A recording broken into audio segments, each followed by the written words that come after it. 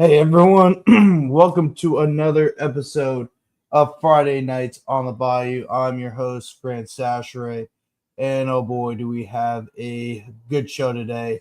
I will be joined here in a second by Vince Cacioppo, who is the managing editor for GoPreps.com. And I'm really excited to talk about some of the latest headlines in high school football. Jace, of course, will hop on pretty shortly here, very soon, and I'm glad going to have him on as well. We just had a hectic day as it was National Signing Day, not only here in the state of Louisiana, but across the country.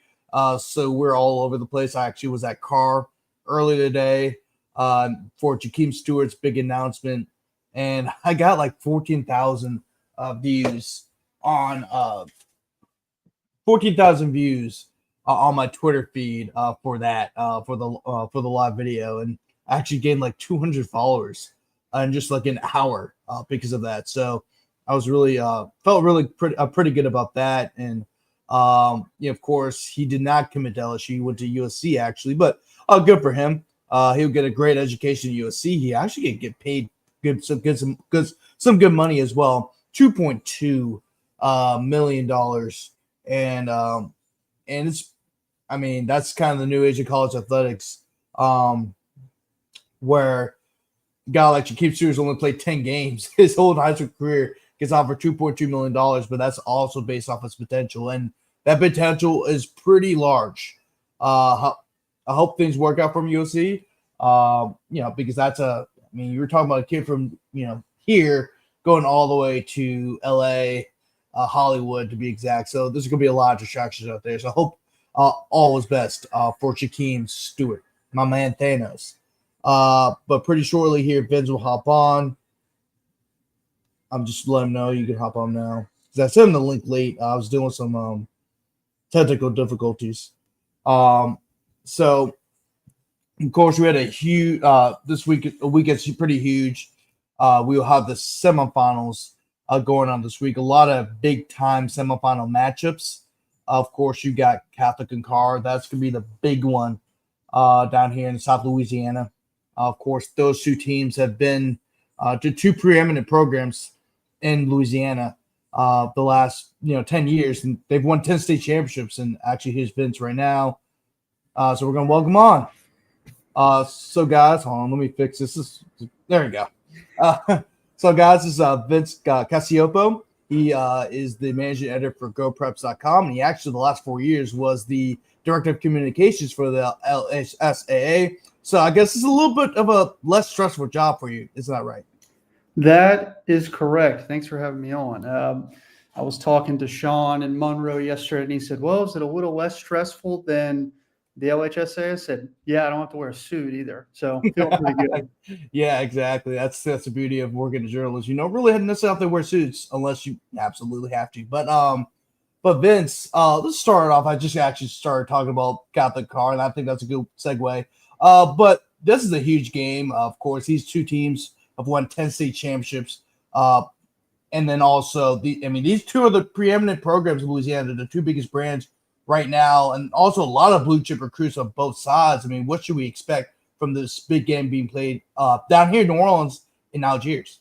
Yeah, I was talking to Sean yesterday actually about this same thing, and he said, we've talked to Jarrett Roser, we've talked to Ken Trahan, and he said, who's the best team in the state? And I said, well, I think he knows what I'm going to say. I'm going to say it anyway. And I said Carr, and he said, yep, everybody else said that. So Catholic High, great team. I think it's going to be a hell of a matchup.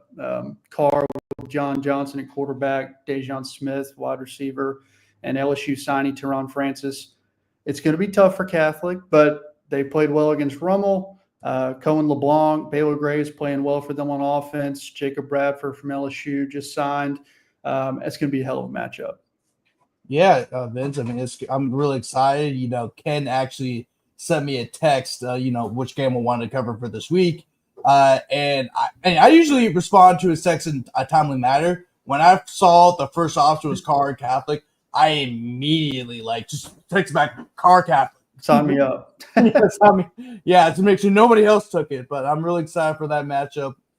Two of the best programs right now in the state of Louisiana. But my next question is, We got two coaches right now. They're on the way to making history, and that's Nick Santamaggio of Franklinton and David Simna of Central.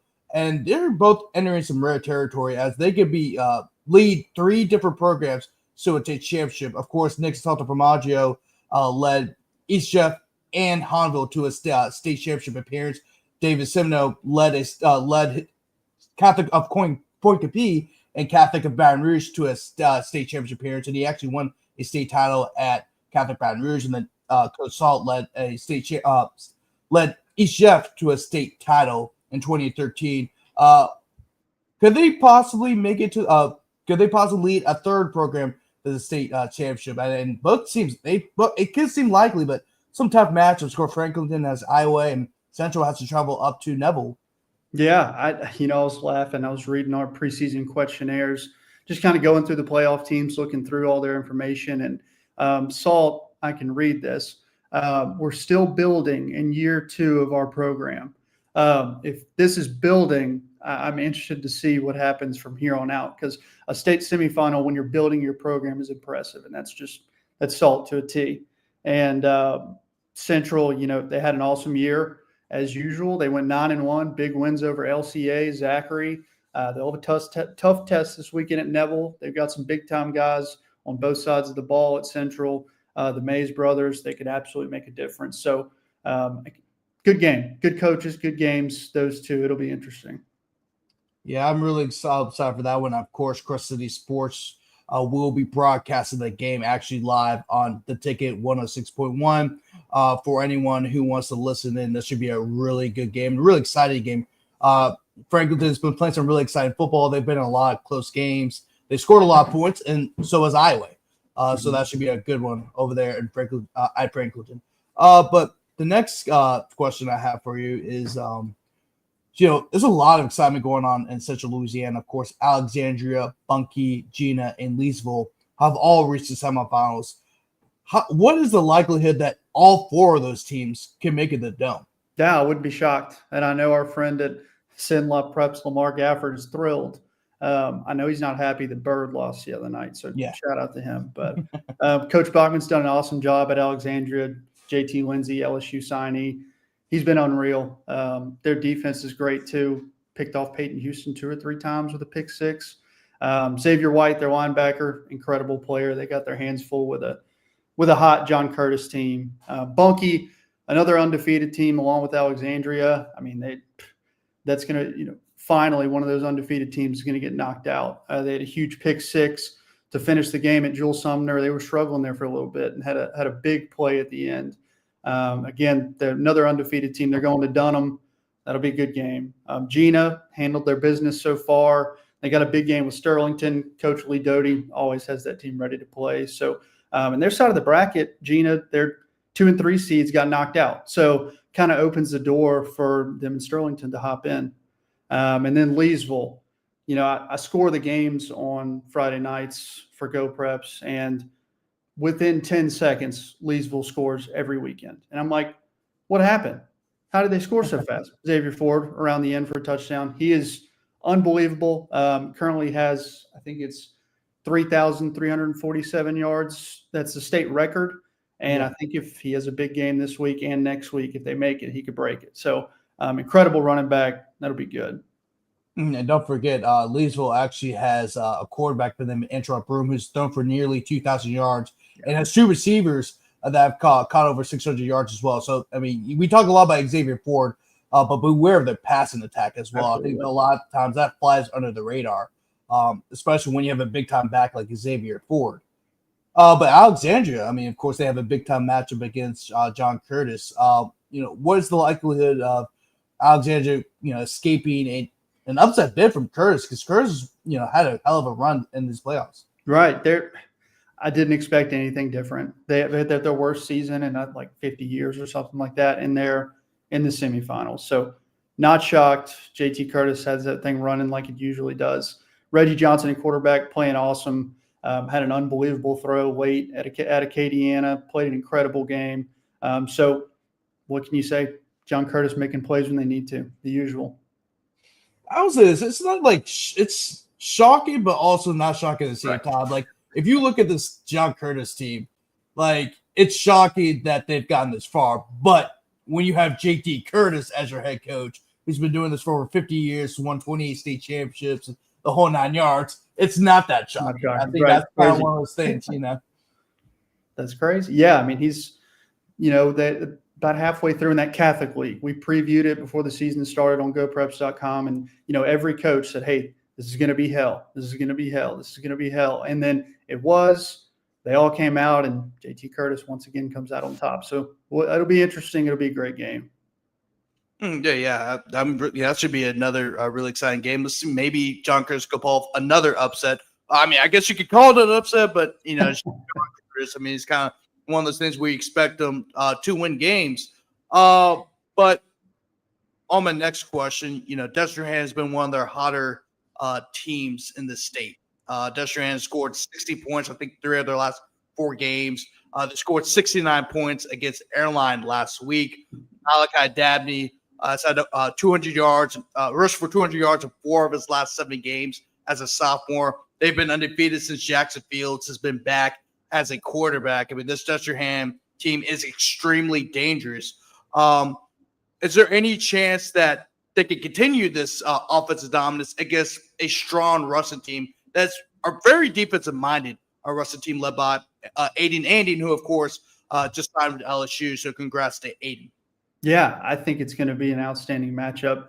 Destrehan's kind of been the North Louisiana Road Warriors so far. Went up and beat Northwood and traveled again and beat Airline. My pick for the Dome. Didn't work out. But I got to rep my North Louisiana people. So, yeah. But they're going up north again. Ruston's got a great offense and defense. I think it'll be a great game. Philip Wright also signed with LSU this weekend. Yep. So I wouldn't be shocked if they went up there and won. Road Warriors, North Louisiana. If they can win 3 in a row, North Louisiana, that'll be pretty impressive. So Ruston, defending state champions, that'll be a good game.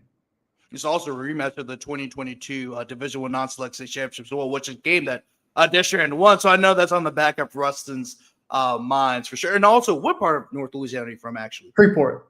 Shreveport, gotcha. Freeport, yeah. Gotcha. My Loyola Flyers went down to Leesville, so yeah, at least they made it. I'm glad they at least made the playoffs. Oh yeah, exactly, and under a new coaching regime as well. Yeah. So yeah, and speaking of just I know we talked about Airline and Destrehan, 2 very high scoring teams, and a lot of chaos. Especially when you talk about Airline and all these Shreveport teams, but really the true chaos in this playoffs have been in non-select Division II, which I think everyone kind of expected. Last year it was kind of the same way. This year, same thing. Cecilia, who's the defending state runner-ups, they're actually the 18 seed. They advanced to the semifinals, where they are going to play. Actually, I don't have it on me right now. Where's I got it right here. They'll play Plaquemine. Plaquemine's also had a crazy run, even though the 6th seed, a lot of people have doubted them. However, Nika Victorian, the quarterback, has led this offense to some great numbers. And they're putting it on teams. They put on Opelousas and Northwest the last 2 weeks, just 2 very good teams. And then on top of the bracket, of course, we already talked about Franklinton a little earlier in the show. And then they're playing against Iowa, who's scored 40-plus points in all their games except their 1 loss they had, right, which was an out-of-state team from Texas. Mm-hmm. Yeah, I mean, Plaquemine, Tyrese Mosby, running back, one of the best running backs in the state. He's been awesome this year. And Disa Solera, once again, with them. I mean, 18 seed, they're not a normal 18 seed. They might be the best team in the bracket. So that another great game. I'm trying to think. I'll have to look, but I can't remember an 18 seed making the state championship. I'll have to take a peek at some past brackets. But yeah, another great matchup. Again, Tyrese Mosby, awesome running back, been great all year. It's going to be a hell of a matchup. Oh yeah, I think both these matches are really good. I mean, any matchup from Division II non-select, you kind of expect the unexpected. So I think and that's how it's been the whole entire playoffs.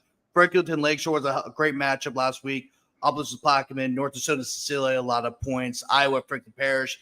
A lot of people had Franklin Parish go in the Dome, and Iowa went up to Franklin Parish and defeated the Patriots 42-28. So, of course, I'll expect the unexpected when it comes to Division II non-select. Speaking of Division II, however, we're going to the select brackets.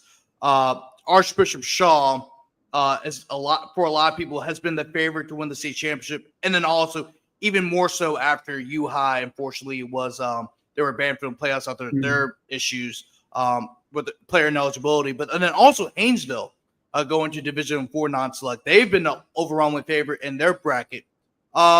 Even after Archbishop Shaw had a close win over JFK, and Haynesville struggled a little bit against Welsh last week. Do you think they're still the overwhelming favorites to win it all, or do they worry, or does their most recent performances worry you a little bit?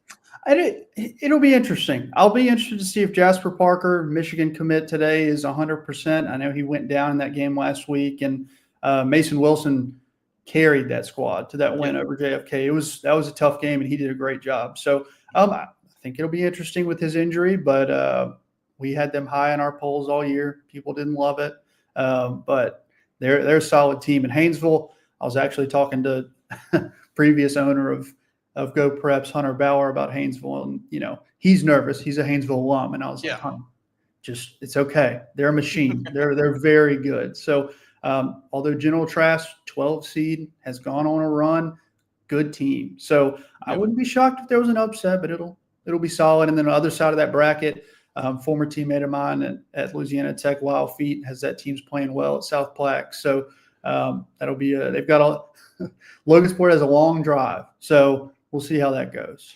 Yeah, and actually me and Jace have been accused of being haters towards South Plaque. I mean, we've actually picked against them in recent weeks. But I even said before, when I picked them, I was like, they've been playing some really good football. I mean, that really I think my mind changed about South Plaque, really, because I was kind of worried about their strength of schedule throughout the season. And then when they did play a good opponent, they didn't look great. However, they nearly upset Newman the very last week of the season. Yeah. I'm like, oh, maybe this team is a lot better than I even think. Newman squeaked by right there. So, I mean, it was I was watching that game scoring, and I was like, okay, this team can play. They can play. Yeah, for sure. And it's also the first semifinal appearance for South Blackman since 2010. So I know they're very excited about this matchup come this Friday against Logansport, who's been one of the top teams in Louisiana the past few seasons. But Vince, before I let you go, this is my last question. I know there's a lot of players to watch it for. Of course, John Tartes is one name that I think everyone's been talking about throughout the playoffs and really throughout the year as he keeps putting on these crazy numbers. But is there any other players that we may need to watch it for come semifinals weekend? I mentioned him earlier, and he's kind of my under the radar favorite player. We've covered Carr a good bit this year with videos throughout the year, and he's kind of popped up. He pops up every weekend. I'm like, Dejon Smith. If you catch him this weekend, he is awesome receiver for them. Really strong hands, quick in and out of cuts, fun to watch. And Corey Adams for Carr as well, going to Ole Miss, great player. But there's a lot to count, a lot to go through. A lot of good players in the state that are going to be playing this weekend, and a lot of them hoping they can get to the Dome. So hopefully we'll be able to watch them in the Dome. Oh, yeah, Dejon Smith, of course, has really risen to the occasion. I mean, he went from being a running back before the season to becoming a receiver, and one of the top receivers in the state. And he also signed with Louisiana Tech earlier today, so congratulations to him. I was actually at Carr, and, I was actually talking early in the show where I had about 14,000 viewers on my Twitter live feed for Jakeem Stewart. That's awesome. Yeah, and I had gained 200 followers. I'm like, where are all these people coming from? Now I know who they're watching. yeah. So it was really cool to see all those guys sign. Of course, another receiver, Ollie Mitchell, he committed. He signed with Tulane, and then Teron Manchild Francis, of course, he signed with LSU. He's been committed to LSU for over a year now. And he finally got to put pen to paper, so it was pretty awesome to see, and also have all their interviews later tonight up on our YouTube channel on Rugu Sports Media on YouTube. Vince, thanks for hopping on. Tell the people where they can find you. So if y'all can head to gopreps.com, we'll have stories up before or after the semifinals, and we'll be at the Dome covering every state championship. We'll have live scores on Friday nights, so head over and visit. Yeah, and is there any featured articles that are coming out in the next couple of days that maybe I'll have to check with my guys. I was just thinking about that, but we got some semifinal previews popping up. Just put one up, Madison Prep this afternoon. They're exciting 5 seeds, so y'all can have it and read that, and we'll have more before the weekend. All right. Thanks, Vince. Thanks for hopping on. And you do a lot of great work at GoPreps.com. Make sure to check them out at GoPreps.com. Then not only do they have high school football coverage, but they also have basketball, volleyball. When baseball and softball hasn't come up yet, but they also have them on as well. So, Vince, thanks again for hopping on. Have a great weekend and have a great night. Appreciate it. Problem. Yes, sir. All right. Before we let on Jace is waiting patiently in the waiting room where he belongs. Be patient, Jace. We're going to take a quick break, and then we're going to preview all of the matches for the semifinals.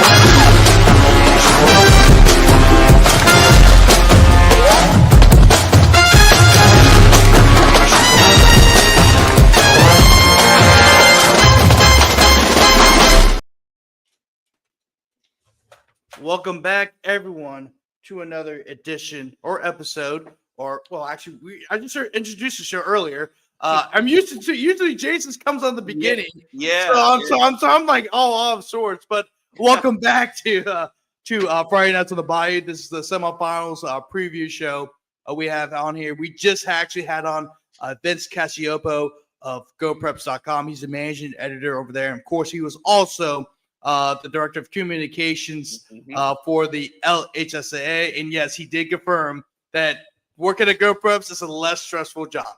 So yeah, I wanted to ask him that because I know, I know how, because we've known Vince for a good little bit, and we know how stressful that job was being the director of communications, and being the PR guy for the LHSAA. And I thank God he wasn't the director of communications this year because of the U High stuff. So yeah, I mean that was a lot. But Vincent does a great job, and I know Hunter left GoPreps in great hands with Vincent. So I'm happy for him, and GoPreps has done a great job of covering high school football around the state of Louisiana, and obviously we know Vince as well. So he's a great guy, and he does a great job of covering high school football. So go make sure to check those guys out. Yeah, no problem, Jace. And Jace, we had a great conversation. Now I'm not sure what part you came in, but we talked about Catholic and a car. We talked about all the craziest division. I think you were there for all the craziest Division II non-select. I know you kind of came in halfway, but what were your takeaways from that conversation?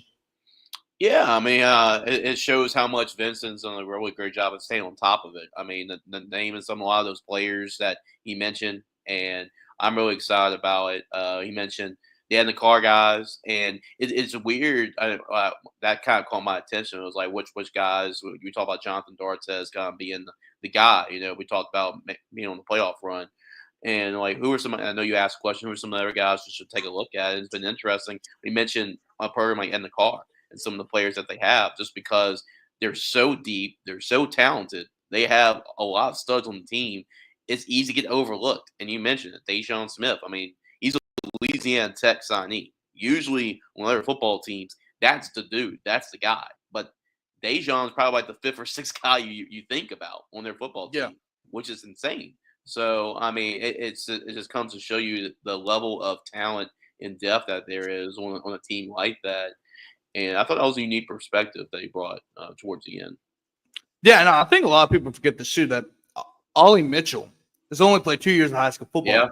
Yeah, because he was at Archbishop Rummel his freshman year, but because since Archbishop Rummel starts at the 8th grade, he was ruled ineligible as a 9th grader. He transferred the car sophomore year. Of course, he was ruled ineligible again because he went to another school. And then he had to sit out, and then he had to really work his butt off to even get playing time as junior, and they actually became one of the better players that year.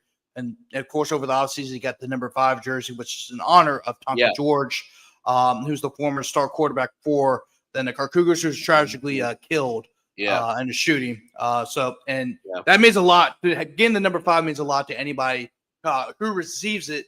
And not only that, this year he's got, of course, he got an offer from Tulane. He committed to Tulane, and I think he would be a great piece for Tulane next year. As you may well know, that 3 of the receivers are all leaving next year. So he's a great opportunity to play right away. Of course, Trump and Child Francis, Corey Adams. I mean, they got dudes all over the place, and even some dudes who are younger who we don't even know about yet. And same thing for Catholic. We talked about Catholic on there as well. Catholic's a lot of guys who are coming up. Shane Miles, Blake Thomas. Yep. I mean, there's a lot of guys that are coming through the ranks and they're younger, but they're going to be big time stars very, very soon, even right now. Definitely. So, Jace, let's kind of give a brief preview of what to expect for the playoffs. Semifinals, Yeah, a lot of good football. At this point, Grant, I don't think there's any fluke team. I mean, at this point, if you make it this far, you're good. I mean, there's a reason why you're there at this point. So you're going to expect a lot of great football, a lot of great matchups, and there's a lot more on the line, Grant, because all these kids growing up wanting to play in the Dome. So, and a lot of these kids realize, especially the seniors, that hey, there's a good chance, a good possibility that this will be the last high school football game I've ever played. So I'm going to leave it all out there on the field for 48 minutes for 4 quarters, and you're going to see both teams getting the best out of each other because they know what's at stake. Not only playing the Superdome, the glitz and glamour playing in the Superdome under the lights, but also there is a high chance that it could be your last game as well. So that is going to be something to look at. Oh yeah, definitely, Jason. Let's start with Division I non-select. First match we're going to talk about is Neville Central. The funniest thing is this is probably the only bracket we've probably gotten all 4 right. Neville and Central, we both had in the semifinals. You had Central winning this game. I had Neville winning this game. So, Jace, has your mind changed about this game? Yeah, I mean, I knew going in I was taking a little bit of a risk, Grant, because Neville has been the best team in terms of win-loss record. 9-1 this year. The only loss came in the regular season finale against Ash. I knew I was taking a little bit of a risk as well because Neville, they played last year and Central won the game. So that revenge is on their minds for sure. But the reason I went with Central is because with David Semino, I mean, he's made a lot of really good runs at Catholic, going to the state championship and winning, but not only at Catholic, but going back to Catholic Point Compete. He was part of those Parkview days on the coaching staff as well. Everyone go way back, in the timeline too. So this is a team that's kind of built, for a playoff run. And you look at it, the quarterback he just signed today, Jackson Furman. He signed with Nichols. Congratulations to Jackson. So he signed with the Colonels, and then he's a really good quarterback, and he's a veteran senior quarterback. Parker Robinson is one of the best quarterbacks in the state. He's really good. But I think Jackson being a senior, being a veteran guy, I mean, he can have advantage here just because he's played a lot of big games over his career. And their defense, man. Now, Neville's played some great defenses. I mean, to your point, I mean, all year long, they play great defenses. So they're not going to be intimidated by Central's defense. But, I mean, I put Central's defense just as good as the defenses they played this year. With the defense in front of that guy, with the Mays twins, even the back end, Steven Rennell is a really good defensive back as well. So, I mean, they gave Cecilia, when we've seen the tear that Cecilia has been, no matter who's that quarterback, whether it's Diesel Solari, Ellis Stewart, it doesn't matter. They've been scoring points this year. So to shut out that offense earlier in the season, that's saying a lot. You saw the points Zachary's been able to make, right? I mean, the last couple of games, they held them to 3 points. So this is a really good defense, one of the top defenses in the state. So Manny Williams coming back, and it's been a great story, and I'm happy for him, man. For him to play some football, especially everything that's happened. I'm really grateful. I mean, I'm really glad that what a story that is. I mean, a lot of people thought he would never play. Never played football again, and for him to play this season. I mean, that's an incredible story. So that I mean, him being an X factor as well. They're a really good football team and well coached. So that's gonna be a great battle regardless. But I'm gonna still. I mean, I picked them before the bracket. They're still in, so I still got to lean with them. Yeah, I mean, I'm gonna, of course, we still pick with Neville. You brought a good point about Jack Vermeer's experience compared to Parker Robinson, but I would say this about Parker Robinson: every time you threw something at him, he always did what he had to do, which is very impressive for sophomore, and also considering the schedule they had. First game of the year, Evangel. Then he played against Calvary Baptist, and he pulled out against a very, very good Calvary Baptist team that can compete with any team in the state. I mean, also you already know about the district he's in. Yeah. I mean, he's in a district with West Monroe, Ruston. I don't know if it Washita Parish, Ash. Yeah, I mean, that was their only loss of the year was against Ash. And to be fair, I think that also was a good thing that they lost to Ash the very last game of the year because I think that made them too. In that fashion too. Yeah, exactly. Made you rethink everything. Okay, this one, we need to refocus. We've kind of lost, what got us here in the first place. And I think, if you look at Neville's schedule, they defeated Chalmette 31-7, defeated Coveted 44-13. I mean, those are some two decent teams right there. I mean, also, Coveted has a great offense, and then Chalmette, then how well they played the last 2 weeks. They were able to shut them basically shut them out. I know there's a lot of 7 points, but that was only 7 points. So Neville's defense is really good. And I think Neville's defense, will be the difference in this game. I think if Neville's defense can kind of slow down Central's offense, and then also Neville makes the plays needed, I think Neville has a great shot of winning this game. And then also remember they have home field advantage, so that always is the difference. And Central is traveling from Baton Rouge. That's about a 4-hour drive. Yeah, a 5-hour drive. So, I think that travel could kill Central. But we won't know until the game's actually played, Jace. And I think this is a great way to start this off. Us being split because usually we agree with each other. So right. I mean, I could obviously see Neville win this football game. I still think Neville's the favorite going in. But Central, they're not going to be they beat them last year, so they're not going to be intimidated by them. They're well coached. Really, both these two teams mirror each other a lot. I mean, just how they play defensively and really good quarterback play, and they're well coached. Both these two teams are well coached as well, so that should be a great football game. And it would shock me if one team beats the other team pretty handily. It would. I mean, I think it would be a 1-possession game either way, or at least close in the fourth quarter either way. Oh, definitely, Jace. Moving on to the next match, Ruston, Desert Grand. We know a lot about these two programs. Of course, Ruston has won 8 state championships or 9 state championships, 8 or 9, something along those lines. Desert Grand has won 5. Of course, Desert Grand's most recent state championship actually came against Ruston, where they defeated Ruston 14-10 in a awesome defensive battle, which Jace, you were at a couple years ago. So I actually, the thing was, I was actually at the state championships, training for WGNL, and I left right before that game.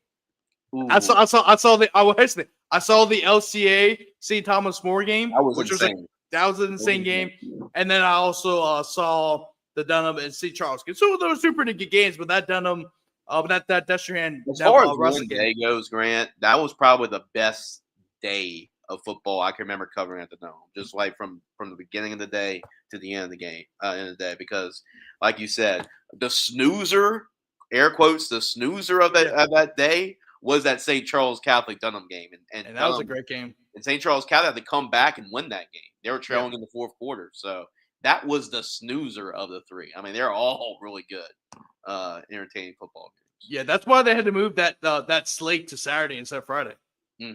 Because of that reason. I mean, and unfortunately last year the games. I mean, Calvary. I'll say this: the Division III select game, Calvary and St. Charles Catholic. That was a great game, but the other 2 games were like, Well, okay, Ruston Zachary had his moments, but it wasn't nothing compared to the year before. It was good football. It wasn't a down to the wire classic finish. But the football, the product on the field was great. I thought that was a great football game.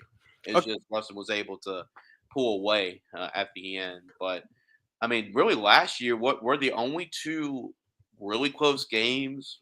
I mean, was it Calvary and the Calvary get win and the Oak and the Union Parish? Well, all the games are generally close. Like, I mean, Opelousas in Okay, that, Philly. yeah. Those it was. I mean, Opelousas won by 2 touchdowns, but that game was pretty close. Riverside Southern Lab was kind of a back and forth game.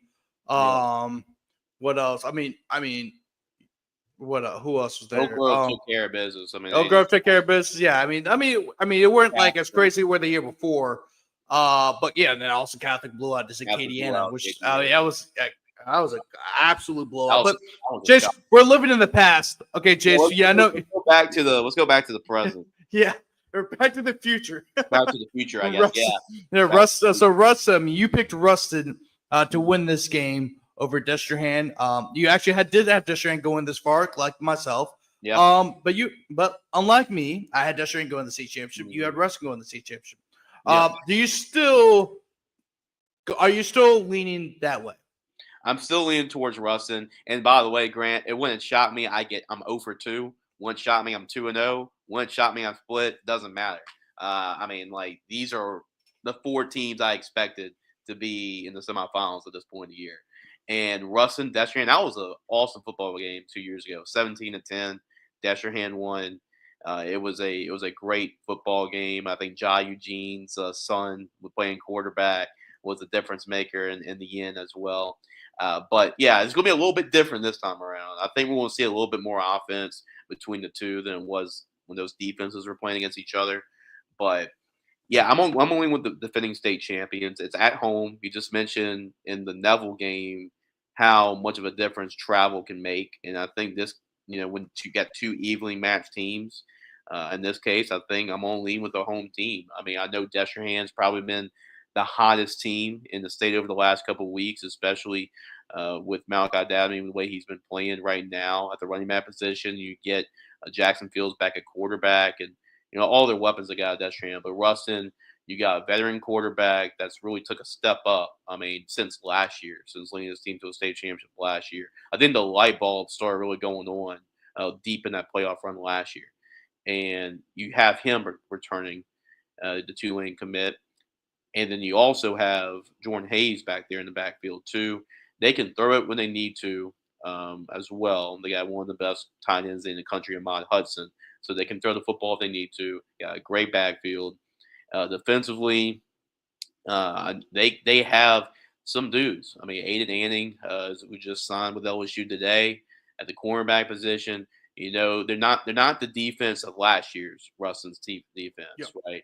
But they're still a pretty good defense, and I think you're not going to shut down this Destrehan offense. I still think it's going to be in the 30s in this football game, but I'm going to lean with the home team, the home crowd. This is a state championship winning team. A lot of guys coming back from last year's team too that were experienced, that were big contributors on that team. They lost some guys.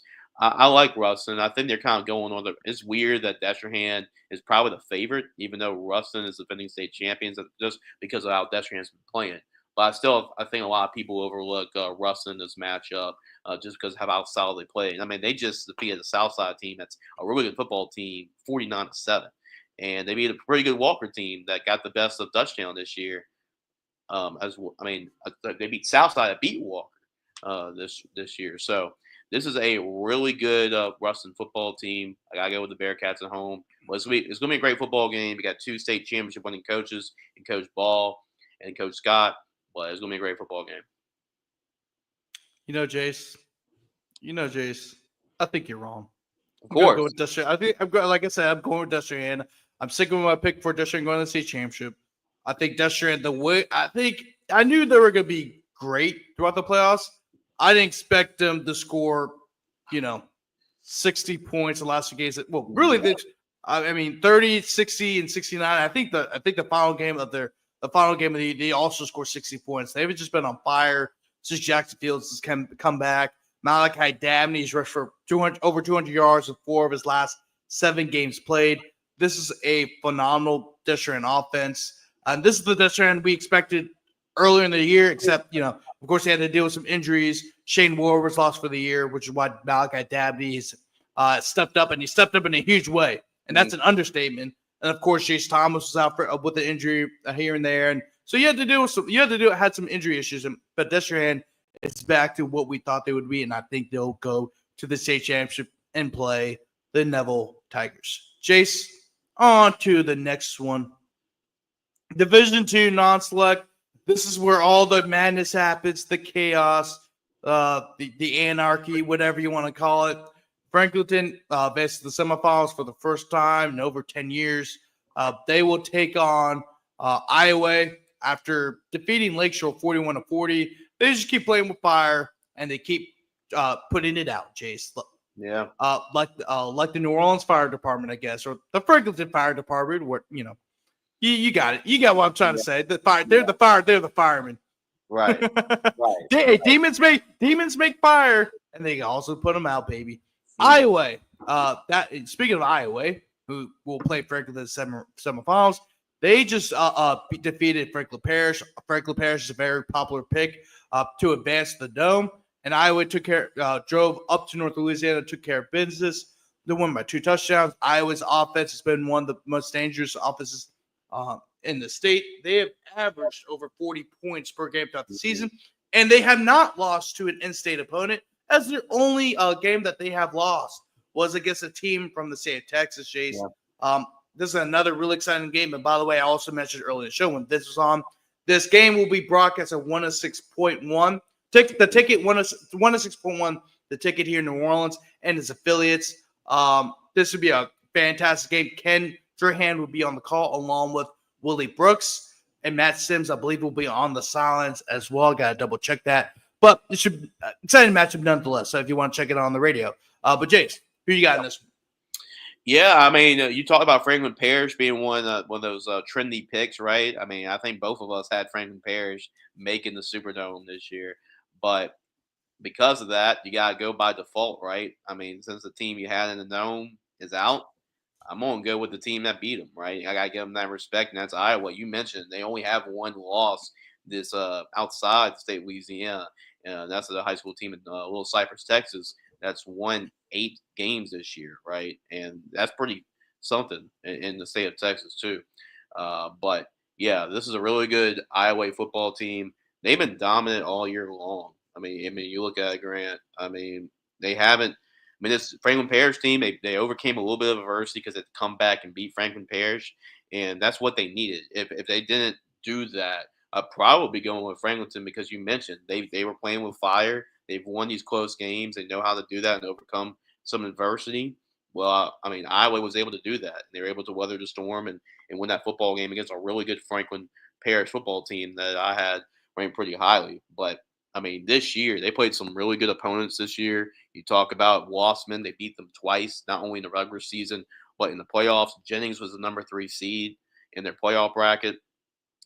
They beat them by 16 points. Leesville, we know Leesville's in the semifinals. They beat them 62-28. So like that was a very impressive win as well. They got a lot of really good weapons. Jonathan Walker has a really good running back receiver for them, and they got a Raging Cajuns commit as well. So they're really good offensively. They can score. Their defense has stepped up too throughout the course of the playoffs too. So I gotta go with Iowa on the road, and considering how Franklinton has been playing with fire this year, at some point they're going to get burned, and because of how they've been playing with that all season long, and I think it's going to happen in the semifinals. Jace, I'm going to say this once again. I think it's the third straight time I disagree with you, Jace. I know. This year, I think you're wrong. I say you're wrong. You're wrong because Franklinton is playing with fire, but guess what? They're the only ones that know how to put it out. And I think when I know they've been playing a little bit reckless. I guess you could say that by all their close games. But that's how Coach Dr. Formaggio's teams have always won. They've always won these really close games. You remember the Hanville run they had, the state championship, state runner-up run they had in 2018 when Coach Dr. Formaggio was at Hanville. Those teams won a lot of close games. in the semifinal. I mean, in the playoffs, and that led them to Puka the Williams state champ. run. Puka Williams. That Puka Williams one was insane. Yep. Was it 2017 or 2018? That was. I think it was that 2017. That could have been 2018. I think it was 2017. It was 2017. They Yeah. played Zachary, and by Yeah. that time they just ran out of gas. You can tell that they were Yeah. tired.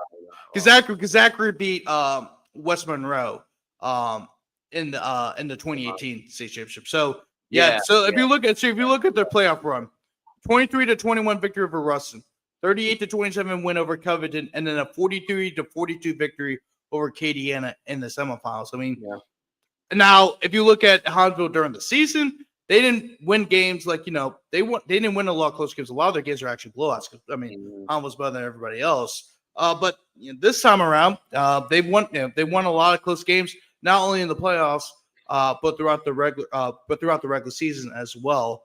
And the thing is about Iowa, and this is very interesting, Jace. Iowa has won all their games by double digits. Yeah, they have. So I'm wondering how they'll react to being in a very close game, because they have not, because all their games have been blowouts, or not blowouts, but double-digit wins. So how will they react to being in a 12-round fight with another team? I think that will be very interesting. And you're playing on the road. Now, they were playing on the road the previous week, but this crowd at Franklinton is going to be insane. This crowd has not experienced a game. Now, you can probably say that about a lot of games that's happened at their stadium. But this game is a game to get to the state championship. This is the first time. If they win this game, it will be the first time they will make the state championship since, I believe, 2011. It's been 13 years. So I know they are very excited for that game. But that's a game that you should watch out for. It's a really exciting game. I think take the over in this one. But I'm gonna disagree with Jace here. I'm gonna pick the Demons of Franklinton to move on to the Dome, and next up to Formaggio will join a club that not many people are part of, which is a coach lead 3 different programs to a state championship game. Moving on, another crazy game. Plaquemine at Cecilia. Plaquemine's been on. A lot of people have been down in Plaquemine, including us. Including us. And to be fair, they've had some bad draws, so that's why we picked against them. I mean, to play Northwest and Opelousas in the playoffs is not it's not an easy feat. It's an even harder feat to even defeat them by the way they did, by double digits in both games. They will now take on Cecilia, another team that made a deep playoff run last season.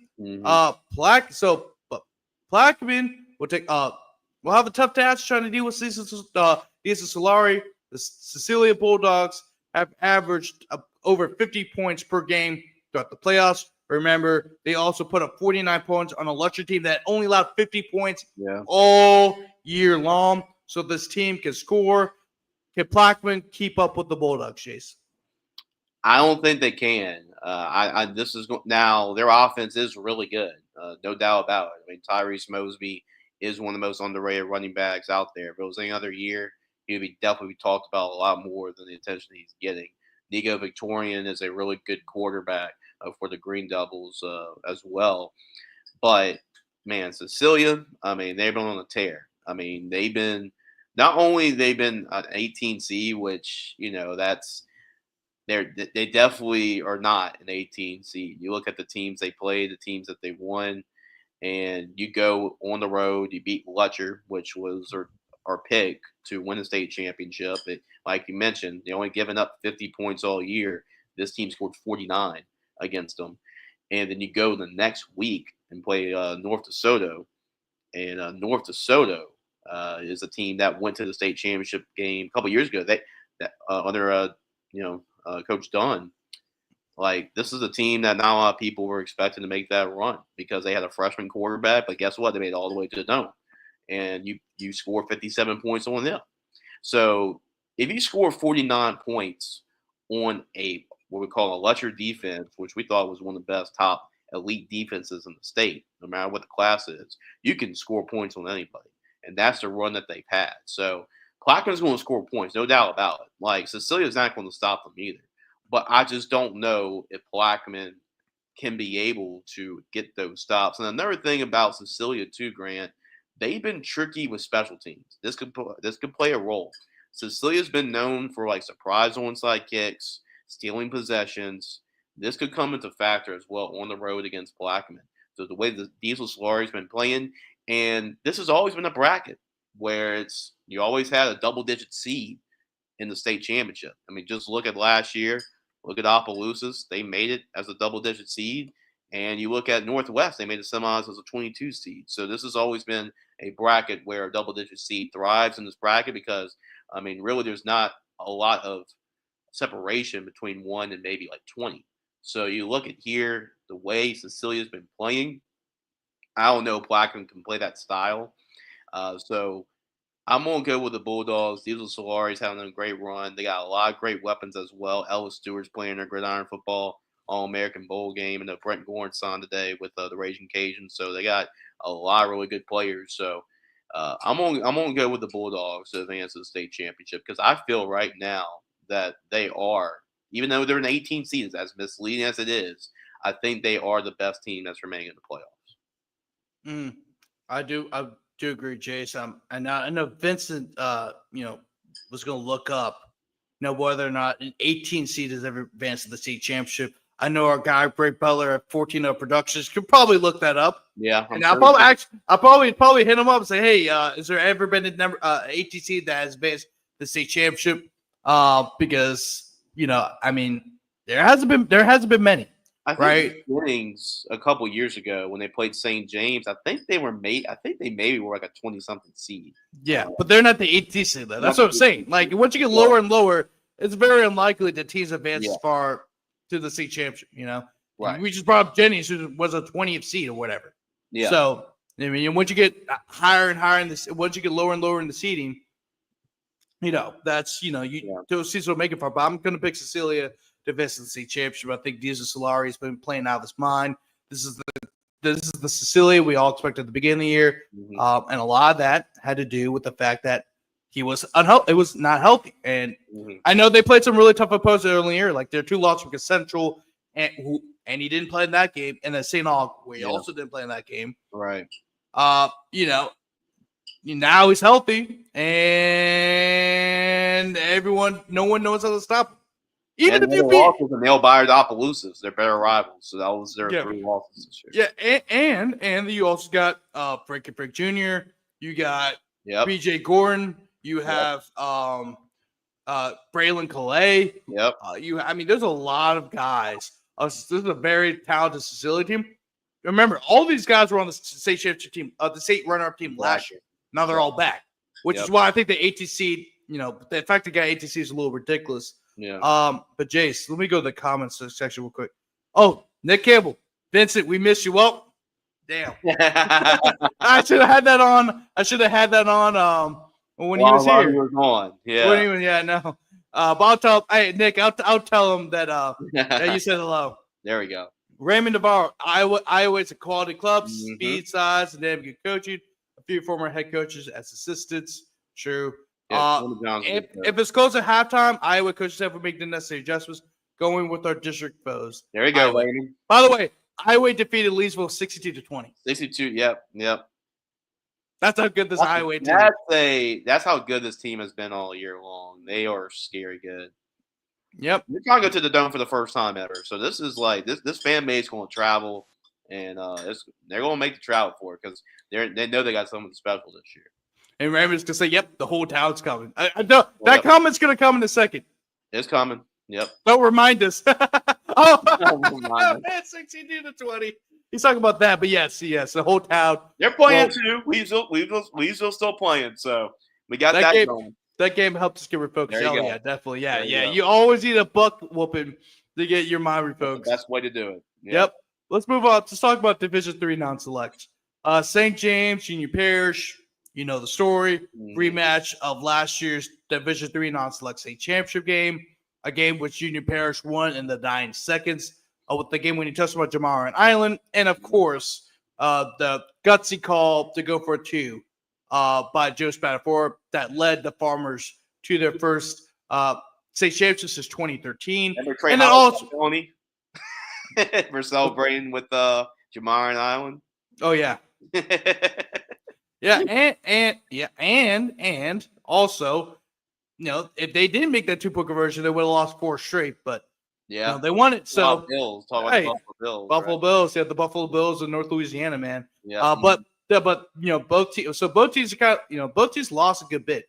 Say Union Parish just returned. What's his guy's name? Jordan. Was it Jordan Hill? Was his? I'm gonna double check. Because and he was the MVP last. I think he was the MVP last year. I believe you're right. Yeah, he was the MVP last because he also had an interception too in that game as well. Mhm. But anyway, yeah. But so the Union Parish does return him and a couple other players. While St. James has a really young team this year, even though the number 1 seed, they have a lot of really young players, a lot of sophomores, a good bit of juniors, and they even have a quarterback who's a freshman starting for him. He's playing a great season. Jawan Jackson, who's a freshman quarterback for the Wildcats. He's had a great season so far. Jace, do you have St. James go into the state championship? The young cats, I guess you could call them? Yeah. Or do you have Union Parish, which I know was your pick to advance to the state championship? Will you take the Farmers to win a second year in a row and this time advance to the state championship game for the 5th year in a row? Yeah, before I made my pick, Grant, I think Coach Davis has had his best coaching job. I mean, he sent Scottonville to the state championship as well, replacing Robert Valdez. It's crazy he's replaced Robert Valdez twice. I mean, at Scottonville and St. James, and he's led both teams to the state championship game. But I think this is the best coaching job with what you just mentioned, with this being such a young football team this year. A lot like the future's bright in Battery for sure. A lot of really promising young talent, and they're going to be back a couple of times for state championships. But I think it's Union Parish's time, Grant. These are two conflicting styles. I mean, St. James wants to win on their athleticism and their speed, while Union Parish wants to ground and pound, wants to bully you, play bully football. I think in the playoffs, when it gets cold, when it gets weather conditions aren't so favorable, that's why Union Parish has been able to make the Dome for 4 years in a row, because not a lot of teams want to play that style against them, and that's why they've been so successful. So I'm gonna lean it towards Union Parish here, and been playing Northeast Louisiana as well. They started off pretty slow because they scheduled tough teams to get them tougher for the stretch of the season, and it's worked out to perfection for Coach Spatafora. So I'm gonna go with the Farmers here, and I know St. James got revenge on their mind, but really, like you mentioned, Grant, I don't think a lot of these players really realize that, because they had so many seniors on last year's team that there weren't a lot of players that made an impact last year on last year's team. So I think it's a little bit of a new game, really, because of that reason. So I'm gonna go with Union Parish to advance to the Superdome. By the way, Leesville gets out a new Friday for the ride. We're going to talk about. We keep talking about Leesville. We're going to get to it in a second because I'm really excited about talking about that Leesville ED White game. But we're going to get there in a second. But yeah, I'm going to stick with Union Parish for this one. Of course. Oh, also Jordan Hill is his name. I double check, and then also they have another guy, Tamario Bilberry, who's also another really good player. He plays both ways as a receiver and a safety for the Farmers. I remember Jordan Hill last year. He was a stud. Yeah, he was probably the big. I mean, we talked about Jamar and Island, but but Jamar and Hill was the big reason why they were able to be in that game early on. Yeah. But yeah, I'm gonna go with the Farmers in this one. I think the Farmers are just a little bit more. I think they're just more experienced, a little bit more experienced than St. James, a little older. I think St. James will have the athleticism edge, but Union Parish will have the physicality edge. I think in this one. I think Union Parish will win in a very close one. Probably low scoring, to be honest with you. I mean, low scoring. But I expect Union Parish to win this one. Although I also would not be shocked if St. James won as well. Yeah. I mean, I think the expectations are both. This is gonna be a good game. So both teams are gonna play well. When I expect both, you can't really expect both teams to win, but you expect either one of them. You wouldn't be shocked. And sometimes, Grant, the good point about St. James winning this game is sometimes a young team, they don't know better. They just go out there and play. Yeah. I mean, they just kind of think and play. So they're probably not thinking it too much. They're just going out there and playing, and that could probably help them actually. Yep. Yeah, we got Sterlington and Gina in the semifinals. Sterling, of course, came up with a huge 43-39 win over Oak Grove. Sterlington, it seems like in the past 10 years, has gotten the best of Oak Grove. Despite Oak Grove always been that team that we know are really talented. I think they've won 4 of the last 5 state championships. 4 of the last 5 years they won a state championship. I know they're in Division 4 non-select the last couple of seasons. They moved up and they got upset by a very good Sterlington team that I think a lot of people may have forgotten about, because remember, Sterlington lost only 17-10 to Neville. Mm-hmm. They played 2 classifications up and nearly beat one of the best 5A teams in the state of Louisiana. They'll take on Gina, and Gina is they just coming off an 18-14 win over Lorville. Lorville gave them a scare there, and Lorville's had a great Cinderella run. However, it fell just short to Gina. The Gina Giants make their second straight appearance in the semifinals and are looking for their first state championship appearance in the school's history. Jace, can the Gina Giants pull off the huge win over Sterlington to advance to the Dome, or do you see the Panthers going back to the Dome for the third time? Well, no, the third time in the last 6 years. Yeah. I'm going to go with Sterlington. I mean, because Oak Grove was my pick to go to the state championship game and win it. But I knew I was biting my nails when I saw Oak Grove play in Sterlington. I thought that was one of those games that they can get through that game. I think it sets up pretty good for Oak Grove. But they stumbled to the Panthers, and they've been a great team all year. I mean, Coach Doty does an awesome job with that team and that program. He really does. And they win a whole lot. They have a winning culture over there, just like Oak Grove. And that's why Oak Grove always has trouble against the Panthers, too. But Hagen Herring had a great game, 3 touchdowns. He's been a Gridiron Football Player of the Week nominee. And he's actually right now in the running for it. I mean, he's getting a lot of really good votes right now. It's between him right now and South Blackman's player as well. Jaheim Williams we'll talk about a little bit later. But, yes, Sterlington's a really physical, tough football team, kind of like Union Parish. I mean, they don't like each other, but they play similar style of football. They're tough, physical on both sides of football in the line of scrimmage. And sometimes I went to a lot of football games. Now, Gina's got a good chance, a better chance than a lot of people probably think, because I think Sterlington, at least early in this game, it's a semifinal game, but I think they might overlook Gina a little bit just because they're coming off the high of being Oak Grove. And that's an emotional game of being Oak Grove. And Gina, as the underdogs, I think they have that underdog mentality. I think can punch Sterlington in the mouth. But the bad thing about that for Gina is Sterlington can take that punch. I really think so. And I think they'll recover. And I think they'll be able to pull away late against Gina. They're a tough physical football team as well. But I'm going to go with Sterlington. And I think it sets up. I mean, it would be pretty cool to have that Sterlington Union Parish game in the Dome. I mean, you've seen a couple of matchups in years past between these two, because these were district rivals too for a long time. So to see that matchup in the Dome, I don't think both Coach Spatafore and Coach Doty are going to be exchanging Christmas cards anytime soon. So that's going to be a great football game. I'm going to go with Sterlington because I think it sets up to be Sterlington Union Parish in the Dome. Oh yeah, I think so too, Jace. 2 North Louisiana powers going at it, and that should be a great one. I'll also have to go with Sterlington in this one. Sterlington, I think they're just Gina does have a great job, but I think Sterlington, they're just I think Sterlington has gotten the message pretty clear since Coach Doty put out that message about homecoming. So I'm gonna have to go with the Panthers to win the game over the Gina Giants. And like Gina, I think it's gonna be Gina and Union Parish in the state championship, but we could be wrong.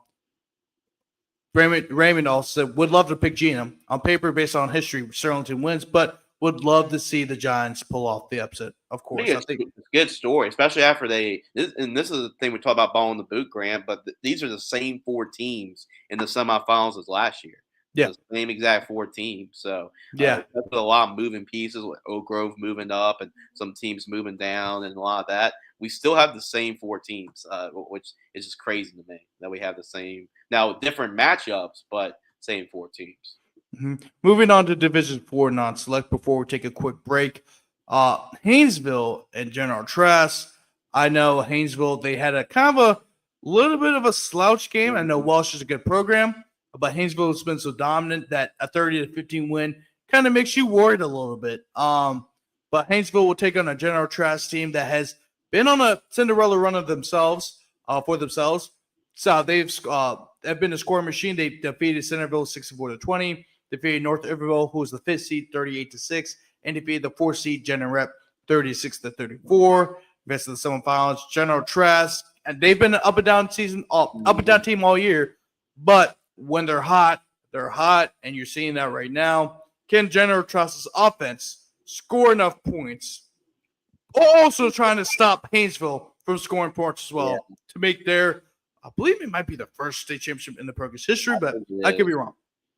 Yeah, I think it is. Maybe they've been there a long time ago. I think when they were Lake Providence at the time and not General Trask. But Coach Wells does a great job. I mean, they've been semifinals before, Grant. But the problem in the last when they made the semis, they were running to Manny, and when they were a juggernaut, and it was tough to overcome that. But they had some really good teams, or the Wydett Williams teams, over the last couple of years. But Haynesville, I mean, I think every team every now and then, doesn't have their best outing. And that's a good Welsh team that's well rested, coming off a bye. And they still won by 15 points. It's not like they won by like a field goal or something, had to struggle for a win. And they just kind of had their C game, and still won by 2 touchdowns. But I think they're gonna get I think it's a really good point for them to have that, right? You kind of refocus and like, hey, let's go back to what got us rolling. And it's a good wake up call for them. I think it came at a good time. And General Trask, they have a really good offense. They're high scoring. But Haynesville, what they're going to do, they're going to play their style of football. They're going to limit General Trask's possession because of the offense that they run. And that's going to put a lot of stress on General Trask's offense. So I feel pretty confident with the game being at Haynesville, too. It's a tough place to play. They are the second winningest team program behind John Curtis in terms of state championships. And, the Franklin legacy continues with Red's son, David, and he does an awesome job. And they're expected to go back to the Dome. They were a young team last year. Everybody was pointing to them being that team because of Oak Grove moving up. And I expect them to go to the Dome again, where they'll face the next game that we'll talk about. Yeah, and I think Haynesville will win this one. They advanced to the state championship for the second year in a row. Haynesville was my pick to win the whole thing before the playoffs even started. I'm still sticking with Haynesville. I think the Golden Tours will win this game against General Trask, although I do think General Trask will make it interesting.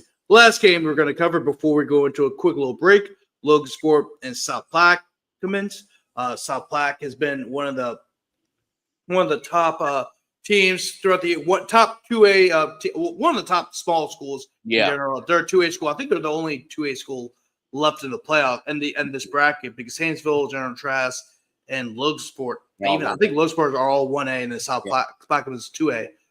South Platte has a great opportunity to advance to their first state championship since 2009. It's actually the first semifinal appearance since 2010. And Jace, they've been playing some really good football, man. They just defeated Mangum 42-18. They will be playing against a really good Logansport team that just defeated Franklin 35-6. Although Logansport will have to make a pretty far, like a 5-6 hour drive to South Platte, which is basically on the coast of Louisiana. So Jace, will the travel get to the best of Logansport, and will South Platte advance to the first state championship since 2008?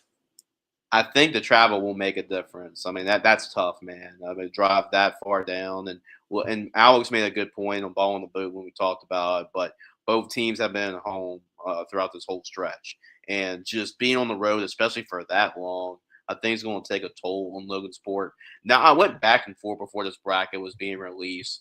I had Mangum, but I was really debating between Mangum and Logansport to make the Dome. And for South Plaquemines to put a beat down on a really good Mangum team like that, and now Logansport have to make that similar type of travel as Mangum, the way South Plaquemines is playing football right now, we didn't really take them, maybe too seriously. because maybe they're not the brand name as far as these smaller schools compared to Logansport, compared to Mangum, or even West St. John for that matter. But, Coach Fitt's done an awesome job with his team. Right now, I mean, Jaheim Williams has been a big part in their offense. He had 3 touchdowns in that win over Mangum. He's right now winning our poll right now for Gridiron Football Player of the Week. We'll find out who wins that tomorrow.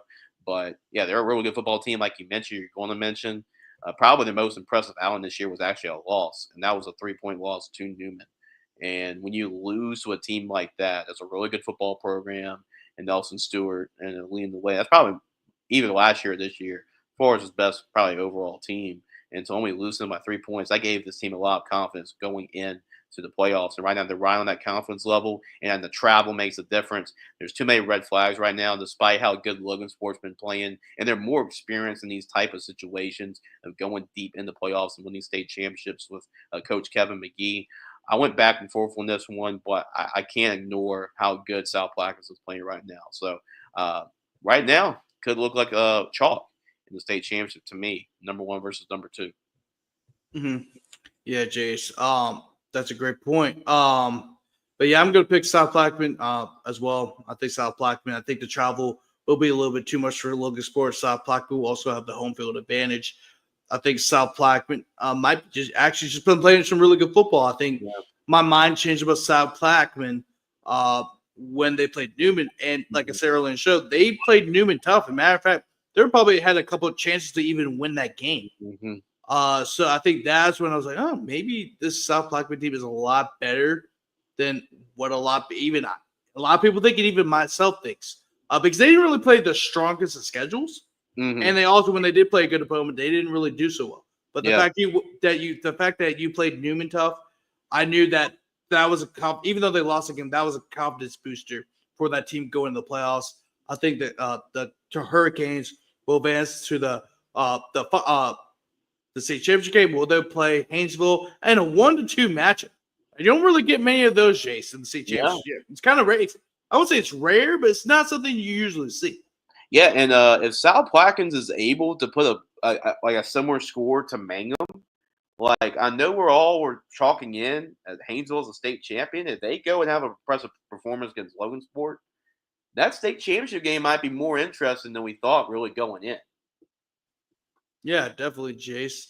And before we get to the select practice, we're going to take a little break. We're going to get some stretching in because we've been sitting down for a pretty long time, and we'll be right back really shortly.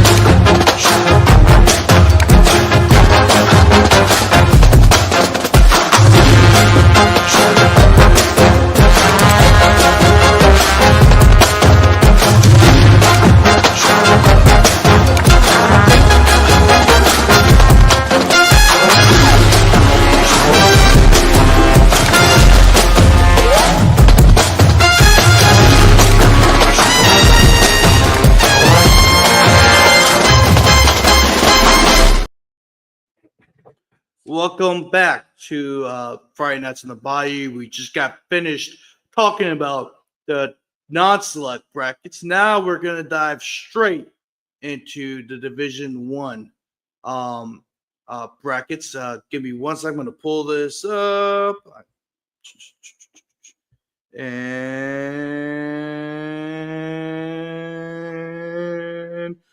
we are live. All right. Edna Carr, of course, is number 1 seed. As we kind of know by this point, every single number 1 seed is still alive and well. They will take on the Bears of Calicut in Baton Rouge. Jace's alma mater, and Jace, I know. Okay, I would get this out of the way. I know you picked and their car to win this game. Yeah. I'm not going to let you talk about because Jace. So I got some news today, and I've always been waiting for this moment, man. It's a really cool honor. But Dixon McMakin, who usually calls the Catholic High football games for VSN, ESPN 104.5, unfortunately he cannot make it because his wife is going to receive a local Emmy. So congratulations to the McMakin clan. But man. I'm going to be calling the game on Friday, so I'm really excited for that. Catholic High and the car. I just got the call from Coach Relly that they, as soon as they got the green light for the game. They're, oh wait, who are we going to pick? Who's going to be our guy? I was like, well, Jace is a Catholic High alum. He calls games for VSN. Let's call Jace. And like you talked about with Ken Trahan, Grant, when you got the text message, I didn't have to finish reading the sentence before I said, oh, sign me up. I'm A-okay. Let's go. Let's go. Sign me up. So I'm looking forward to it. But the game will be on the radio in Baton Rouge, 104.5 ESPN Baton Rouge. And it'll also be on Varsity Sports Now. It'll be broadcast there. So really looking forward to it. It's going to be really fun. I'm really excited for the opportunity. And obviously, two of the biggest brand names, not only in Louisiana, but in the country. When you talk about Catholic High and then the car, basically with what they accomplished over the last decade plus. Yeah, so I know Jace. So Jace is not going to really dive into who he thinks is going to win because one, he's calling the game on Friday, and two, he already announced that Carr was going to win this game. Yeah, bone the boot, and that was before he got assigned to it. So I'm going to break it down. I think Carr will win this game. I just think because it's the home field advantage. I think this is Carr's year. This is the year where they finally break through. This is the most talented team Carr's had in a while, per se. And I just think Catholic. I think Catholic's a very good team. I think they have a lot of talent. I just don't know if they can keep up with Carr for 4 quarters. I think Catholic will make this game close. I expect this to be a close game. But I think Carr will win because I just think it's their time. I just think that they have the edge of quarterback because I think John Johnson has a year under his belt. He's been playing awesome throughout the year. I'm wondering how Catholic's defensive backfield will handle Carr's secondary receiving core. That's gonna be interesting. With Manchild, Ollie Mitchell, and Dejon Smith. Although the Bradford brothers are very, very good in their own right. Of course, Jacob Bradford signed with LHSAA today. Great, good for him. And of course, Blaine is the number 1 safety in the country in his class. So I think that'll be a very interesting matchup. But I think the key will be at the line of scrimmage, especially when Carr's defense against Catholic's offensive line. Yeah, that'd be Carr's defensive line is arguably the best in the state. And lucky for them, Jakeem Stewart's ineligible to play for Carr. He was playing. And so, I mean, it might be a wrap. But I think this will be a close game. I think Carr will have the edge because it's home field advantage. I think they'll have the more experienced quarterback. And I think that it's just their year. I think Carr, everyone is in agreement that Carr is the best team in the state right now. Vince said that same thing. I think we just look at this Carr team. Can they be beat? I think this Catholic High team is the team that could beat them. But let's say hypothetically, if Carr beats Catholic by double digits, who can? Yeah, right. And that's where we're getting at right now. Yeah, that should be the question you should be asking. But the only thing I'm going to say about this game, a whole lot of good on good. Let's just say that. I mean, really good Catholic O-line against a really good Endicott D-line. Those two matchups, the Catholic O-line and the Carr D-line, and Endicar's receiving core against Catholic's DBs, that's strength on strength. So pretty much who wins those 2 battles, I mean, definitely could be whoever wins the football game. All right, Jace. We got the Cinderella story right here, John Curtis Christian. Although those 2 things should never, ever be said in the same sentence because I don't think it's ever been said in the same sentence. At least not for a very long time, if not ever. But John Curtis, man, it's not shocking that they've gone far. It's just that it's shocking that they've gotten this far with this team, which I think this is really JT's best coaching job in a while. I really do. Because this is the first time since the program's inception that they've had a losing season. By the way, that when the first year of the program, they did not win a single game. Yeah. Matter of fact, I think they only scored like something like 18 points, like a very low amount of points. That year, they're bad. And this is an unfamiliar territory for JT, and the fact that he was able to get his team ready for the playoffs. They had to go on the road for all their games. I mean, even though Brother Martin is technically a road game, I mean, they only had to go to Tag Gormley. It's a road game or not, but it is a road game. They still have to travel. 15, 20 minutes. To the time of day was weird too. It was like 3:30 on the Friday. Yeah. Then on the road to Lafayette to play Acadiana. We all know about Acadiana, how great they've been. And then John Curtis beat them 28-27 in the final seconds.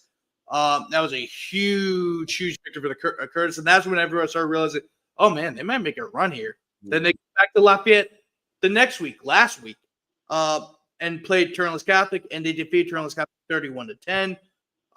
This is the third straight year in a row where a double-digit Catholic League team has advanced to the semifinals.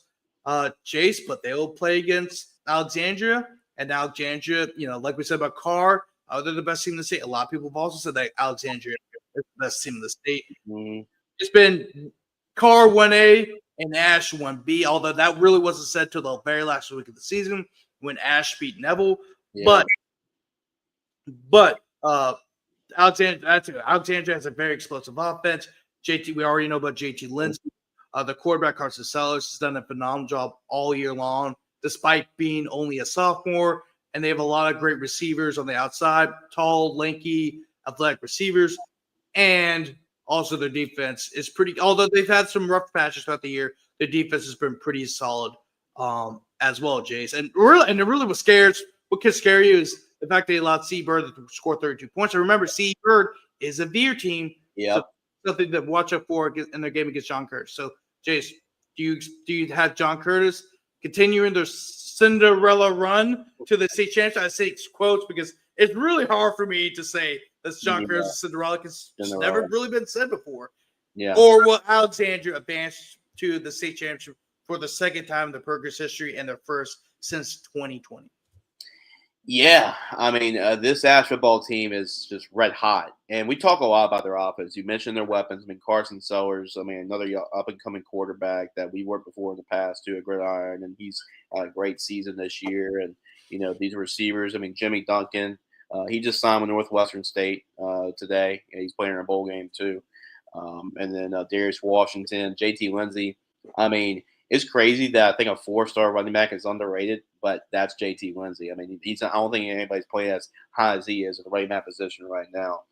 We talk all about their offensive weapons, Grant, but defensively, they've been just as – besides the C. Bird game, they've been pretty good. You go and hold Evangel to 6 points. You did a really good job of stifling Neville's offense at the end of the regular season, too, so that was really impressive. Really, Grant, for me, because it's hard to go against JT Curtis. I didn't call the upset for KDM, but I said, hey, just watch out because John Curtis is a bad matchup for KDM because they run the Veer. So for this one, this game's going to depend the first couple of minutes. I really do believe that because that's whoever sets the tone.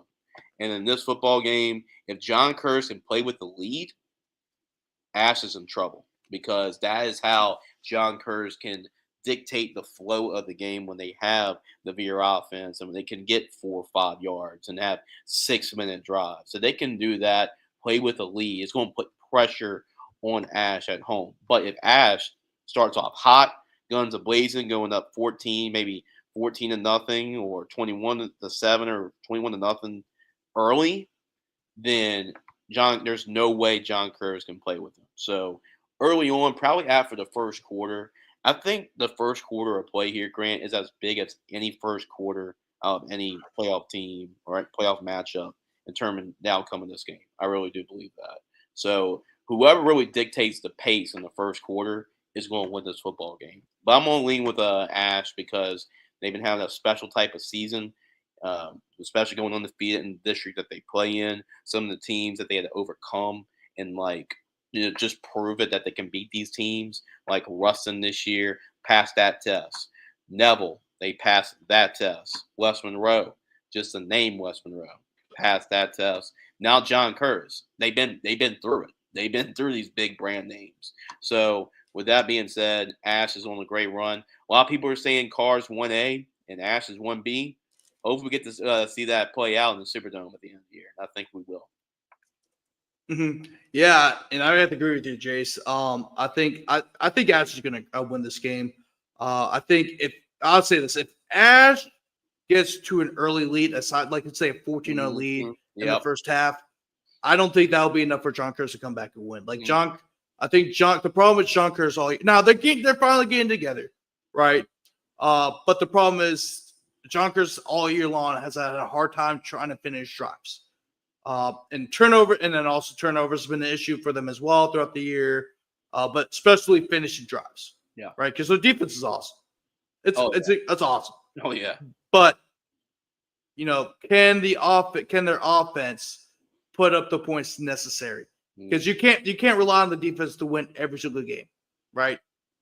Because I mean, like the only time a team where they had to really rely on the defense was Rummel in 2019. But even Rummel had the offense. Yeah. Even though it wasn't flashy, they had the offense. I mean, they're still scoring 30 points a game. Yeah. You got to play keep away. That's their best shot because they're not going to score in a shootout against that. So they can play keep away and shorten the game. To me, that's their best chance against Ash. By the way, I just saw this. Brandon Saby Landry, the University of Catholic High will find a way. Like I said, if it gets close to, that's why I'm nervous about ending the car. If this game gets to the final 2 minutes, we've seen how Catholic's been able to win a lot. No, it's not about that. Brandon Saby Landry. Hey, are you coming to the game? 2, is JK Lee coming to the game? I need JK. Where's JK? Where's JK Lee? Are we going for round 2? Yes, because I need JK. Hey, I've been begging JK Lee to come to. Well, I've been saying begging, but I've been commenting saying you should come to New Orleans next week. I want to see my boy JK Lee, man. That's my man. That's my guy, man. Where's JK Lee? We need to come to New Orleans. I know he likes to represent Baton Rouge. I think he's going to the Plaquemine game. I think he's going to the Plaquemine. That makes sense. Somebody needs to cover it because apparently Iberville Parish doesn't allow streaming. I guess, which is stupid. The fact that they didn't take advantage of that. I mean, that's a big game. I've heard that isn't Your View doing the game? Are they? I think I've heard they may be doing the game. The game of the week is at But I mean, I could be wrong, but I hope so. Someone needs to cover that game. Absolutely. Someone needs to put some respect on Plaquemine. Hey, bro. I know you're Omaha's College High, but that's your town, man. That's your city. But put some respect on Plaquemine, bro. The hometown of Jace Lejeune and the Green Devils. There we go. Put some respect on their name. Although we both picked the other team to win. Reverse psychology. Reverse psychology. Anyway, moving on to Division II select. We're halfway done with the selection. We're really almost done with all the brackets, but Archbishop Shaw, they had a really close game against John F. Kennedy. This is a game that I said before the season that the state championship could literally be Shaw and JFK. I thought these are 2 of the top 3 teams in Division II select. However, because of JFK had player ineligibility issues early in the year, they had to take away a few of the forfeits. And actually, they would have been on the opposite side of the bracket if they did not allow U High to be in, which is another interesting thing to talk about as well. So we probably could have seen that in the dome because I really thought they were the game. Because even I was talking to some Shaw people on the sidelines, like Shaw boosters, including Jason Amadeo, who's a big time person in the Eagle Gridiron Club, which is the booster club. Yeah, Facebook friends. He shares my stuff whenever I cover Shaw. Yeah, good guy. But he was scared. He was scared about this game, and so were a lot of people on Shaw because they all knew how good JFK was. Mm-hmm. If you're in the New Orleans area, we all knew about how good JFK was, and their defense really stepped up big. Huge shout out to not only to Coach Tyranny, just throughout the year, but Coach the defense coordinator Adam Giglio. I'm always going to heap his praises because this defense is playing at a really high level, and they're young. A lot of those guys are going to be back next year. Yeah. So I'm really excited for this Shaw defense next, not only the rest of the season, but next year as well.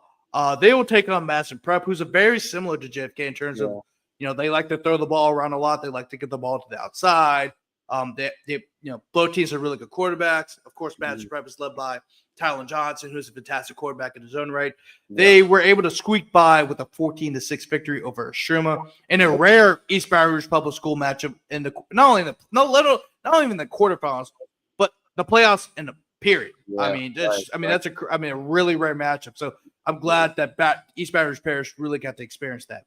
But Shaw, Madison Prep, Jace, does Madison Prep have a chance to knock off the number 1 seed Archbishop Shaw, a team that all year long, even before the season, we basically declared Shaw the state champions? Yeah, right. I mean, the 2 brackets we thought we probably bet our house or mortgage, all that going into the playoffs. It was Haynesville and Shaw winning the state championship. But it's not as easy as everybody thinks it's going to be because the road to get there for Shaw is pretty treacherous. I mean, a lot of traps in it. You just talked about one of them. They went through one of them barely. And you were there. You were at that game. You talked about how Shaw's defense stepped up multiple times near the goal line to really save that one, especially with Jasper Parker, getting hurt in that football game. Mason Wilson had to really carry the load offensively. But yeah, I mean, the Shaw defense really helped them out there when we talked about their offense all season long. So their defense stepped up big. But Madison Prep, like you mentioned, brings a lot of similar challenges like that JFK does present. I mean, they're athletic quarterback, like you mentioned. They're athletic overall. Their defense is pretty stingent. I mean, they only given up 6 points to an explosive Estruma offense. And you also look back at it, they only gave up 6 points to U High. In that district championship game a couple games back. So this is a really good defense that's coming together, especially with their offense and their backfield. Tylen Johnson's a good quarterback. Alfred McKnight's a really good running back. They do a great job of complementing each other. They got a lot of weapons on the outside. They're going to present a lot of similar problems to Shaw, and the fact that they've won state championships before. They made deep runs in the playoffs before. So they're not going to be intimidated by Shaw. They played a tough schedule early in the season, but seems like ever since the Mandeville game, it seems like it really clicked for them, and they're playing some really good football right now. It's going to be tough, Grant, for Shaw, but I think Shaw is able to get through it. There's a lot of traps here, but I think they won't get through it enough to get to the Superdome. I always thought this road to the Dome was going to be a tougher challenge, in my opinion, for Shaw than the actual destination. I thought the road was going to be a little bit more treacherous. So we'll see here. It's going to be tough against Madison Prep, but I mean, I still got to go with Archbishop Shaw to go to the state championship game. Yeah, we talk a lot about Jasper Parker and Jacob Washington, and also Mason Wilson, and the offense, who's been it's been incredible in the second half of the year, but their defense hasn't really been talked enough about, even though their defense has been, has only allowed at most 14 points since week 4 of, the high school football season. And so their defense, I think the defense will step up big and once again against Madison Prep. I think, if Shaw can be consistent on offense, right? Because Shaw really had a slow start offensively. Mm-hmm. Because remember, they were down 14-7. And then Shaw scored 14 unanswered points. Of course, one was right before the first half, and then the other one was scored under a minute left to go in that game. And then JFK almost nearly tied it because once again they're real athletic. They can go up the field really fast. And Shaw was able to stop them on the goal line stand, but Shaw's gonna have to be in trouble. If Shaw can not turn the ball over, if Shaw can score early and then also prevent those big plays that you saw against JFK, Shaw has a really great chance of winning. And I think Shaw will do that to advance to the first state championship since 2008. And also, if they do get there, and when they get there, they're also going to look for their first state championship since 1987, which is Yeah. also their first and only state championship. Moving on down, Leesville and Edie White. And actually, Jace, I want to show you this. I don't think you've seen this yet Mhm. because I meant to show this on the previous show when we had Holden Lee. Okay. And so you know how Edie White won. They won really late in the game. Yeah. I gotta show you this. Jace. The call too. Let me rewind this a tad bit. But Jace, I think you guys will all enjoy this. MPA beat TFK, Master Prep, Jason Holmes, 6'2", 310 across the front line. Yeah, they're big. They're a big team. But Shaw has some pretty solid. These are going to be too physical. Shaw's may not be. They're big, but they may not be as big as Massive Prep. However, they are very physical. This is a Hank Tierney team we are talking about. Very, very physical team. I think and yes, we also forgot to mention whoever wins the line of scrimmage will win this game. But that's kind of a cliche. Absolutely. Really cliche, but especially true in this game. But Jason, I gotta show you this clip real quick because it's a game-winning play. It's one of those. I don't know how did it get viral across Twitter, but I guess we might make it viral on this show right here. Let me remove this and let me present share screen YouTube. Yep.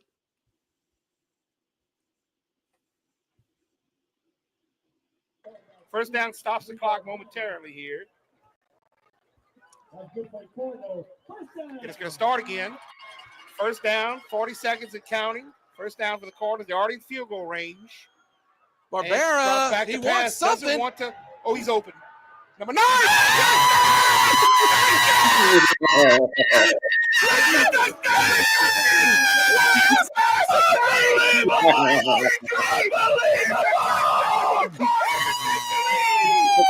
Oh my God! What are you doing?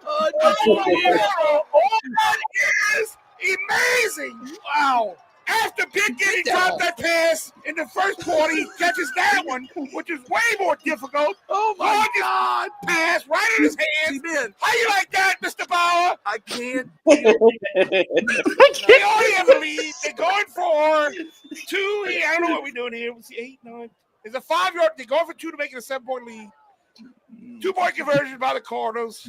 30 seconds left. Timeout. Edie White, they want to talk about it. That was the most amazing play. Oh, my God. Barbera has been throwing pass. dimes. What a pass. Unbelievable turn of events, That ladies was and a great gentlemen. catch by Ben Guidry. Did you see He him leave his stretched out. feet It's and beautiful. the defenders were right behind him. T-Man, let me Oh, my gosh. catch my breath here and give all of our sponsors. Sponsors. Yeah, the Raymond Navarro. I look for Edie White to try to shut Xavier down to try to force Leesville to throw the ball more, which won't be a problem for Wampus Cats. But look for Xavier, third in the nation in yards and touchdowns this season. To prove to the college scouts he can carry the load against tough defenses. Looking for a great game. May come down to defensive play to decide the contest. Expect a large Leesville crowd that is loud, proud with cowbells in hand. Yep. So, yeah. You got the breakdown for Raymond. We Yep. were expecting that for Leesville, but Grant, I think they're a little excited. I mean, I'm not sure if you got that same feeling as I did, but I think those announcers, I think they were pretty excited about that play. Yeah, but Jace, Leesville and Edie White, who you got? Man, this is a great matchup. I mean, I've seen Edie White this year against Letcher, and I came away pretty impressed with him against Letcher, even though he came in a loss. It was a 1-touchdown game. Edie White, you just saw Grant Barbera throwing that football. He's a good quarterback, man, and he does a great job of running this offense. And I think Raymond's right. I mean, Xavier Ford this is going to be that type of game that, where he's already a legend already. He's already a folklore already, but people will be telling this is going to be like a superhero effort, especially running the football against that tough defense. And I think they're not going to shut him down. And like you mentioned, Grant, they can throw the football too. It's not like Leesville's just a one-trick pony and they're going to just lean on Xavier Ford. That doesn't work. Oh, what else we can do? They can throw the football really well too. They're a complete offense. But E.D. White is I like just how complete their team is. They can run the football on that wing tee, and that's another key as well. I like these teams that can run the football on the wing tee and play time of possession, play keep away. They're going to do what they can. I mean, against Letcher, they've had the ball grab maybe 7-8 minute drives. They had some long drives. If they can do that against Leesville, really minimize their offensive possessions, there's a good shot for E.D. White to win this football game. Like I mentioned, they're not going to shut him down. They're not going to shut the Wampus Cats down. But this is a pretty solid team overall. Coach was saying he's won a lot of football games. He's lost very few. I mean, they went to the state championship game when they had to play at Cajun Field, but they won't play in the Dome. And I think this is a team that can get there. It's going to be tough. I would love to see, I mean, even if I'm proven wrong, I got E.D. White winning this football game. But if I'm proven wrong, I would love for Xavier Ford to play in the state championship game.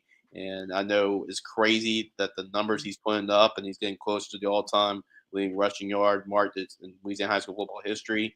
And he still gets undervalued as he is. This is a great opportunity for him to be really seen and in front of the big lights. So hopefully he gets that opportunity. But I'm going to go with E.D. White to win this football game. I know it's coming because you already talked about the ball in the booth. So I know it's coming. You're wrong, and here's why. Mm. Leesville is going to win this game. Mm. I really think that we're talking a lot about Xavier Ford, and Xavier Ford is a really great running back. He's going to probably finish the season with over 4,000 rushing yards. He is one of the top running backs in the country, and I think these next 2 weeks will be great for him in terms of college prospects. I know we already got an offer from Houston, a couple others, but I think this game, Leesville won't win because of Xavier Ford, although he will be a huge part of it. Mm-hmm. This game will be won because I don't think a lot of people know about their passing attack. Antrell Broom has thrown for nearly 2,000 yards, as Raymond said on the stream earlier. And I didn't even know that. Jace, did you know that? No, I really don't, to be honest with you. I mean, because a lot of focus is on Xavier Ford, but that's pretty amazing, man, if you think about it. As much yards as he puts up, like, you would think they'd run the ball 100% of the time. But to throw for 2,000 on top of that, that's really impressive. Yeah, and they have two receivers with over 600 yards. Yeah. The first one is Mike Davis, 630 yards and 8 receiving touchdowns. And the other one is a freshman, Julius Brown. He actually leads the team in yards and also has 7 touchdowns, 7 touchdown catches. I think a lot of people aren't I think E.D. White's prepared for Xavier Ford. I think they can slow down Xavier Ford a little bit, but I don't think they are ready for this Leesville pass attack. Give me Leesville to win in a close one and win a big game over E.D. White and Thibodeau to advance to the first state championship since 1995. Raymond, am I correct? Raymond? I think it was 1995. Is it 95? Please confirm. Please confirm. I might be right. Imagine that running back matchup at the Dome. Jasper Parker and Xavier Ford. And Antrell had a 5 touchdown game earlier in the season in 95 and a 99 yard. Is it 99 yarder? 99-yard touchdown pass. Yeah. But Raymond said yes, you are right. See, 99. I remember. I remember all this. I remember the stats back in my mind, baby. Yeah.